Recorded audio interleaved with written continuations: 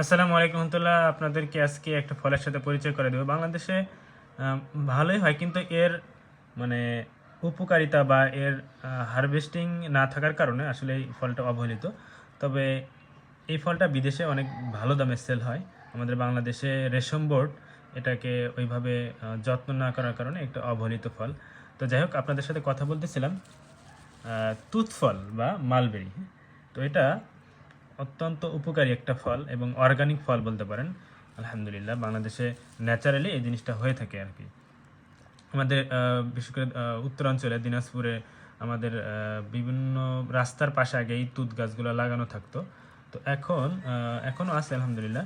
তবে এই তুত গাছ থেকে বেশ কয়েকটা অর্থকরী পণ্য উৎপাদন হয়। একটা হচ্ছে রেশম পোকার মাধ্যমে এখান থেকে রেশম সুতা উৎপন্ন হয়। সেই সুতার কাপড় তো আপনারা জানেন, রেশমি কাপড় অনেক উচ্চ মূল্যের একটা দাম। আর এই ফলটা আলহামদুলিল্লাহ খুবই উপকারী একটা ফল। এই তুত ফলে বা মালবেরিতে প্রচুর ভিটামিন সি থাকে এবং রক্ত নিয়ন্ত্রণে সাহায্য করে। প্রচুর পরিমাণ অ্যান্টিঅক্সিডেন্ট থাকার কারণে রোগ প্রতিরোধ ক্ষমতা বৃদ্ধি করে। তো আমরা এই ফলটা আসলে বাংলাদেশ রেশম বোর্ড ওইভাবে নির্দেশনা না থাকার কারণে এটা আসলে ওইভাবে বাংলাদেশে তেমন উৎপাদন হয় না বা বিক্রি খুবই কম হয়। তবে এটাকে যদি বাণিজ্যিকভাবে রূপ দেওয়া যায় তাহলে এটার ভালো অর্থ আসবে ইনশাল্লাহ। অনেকে এটা চাষাবাদ করতে পারে।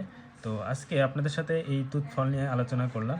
আশা করি অনেকেই যদি চেষ্টা করেন এটাকে বাণিজ্যিকভাবে মানে এটাকে ফলটা যদি উৎপাদন করা হয় তাহলে ভালো একটা অর্থ আসবে ইনশাল্লাহ এটা থেকে। এটা অনেক উচ্চ দামে এটা বাইরের দেশে বিক্রি হয়। তো এটা খেতে একটু টক টাইপের হয়ে থাকে। আমি খেয়েছি আলহামদুলিল্লাহ, খেতে ভালোই লাগে, খারাপ না। একটা ন্যাচারাল একটা ফল, কোনো ধরনের কীটনাশক এখনও হিসেবে ব্যবহার করা হয় না। যাই হোক, আপনারা যদি কেউ খেয়ে থাকেন তাহলে জানাবেন কমেন্ট করে যে আপনারা এটা খেয়েছেন কিনা, এবং খুবই দারুণ উপকারী একটা ফল। আসসালামু আলাইকুম রহমতুল্লাহ। ভিডিওটি শেয়ার করে দেবেন।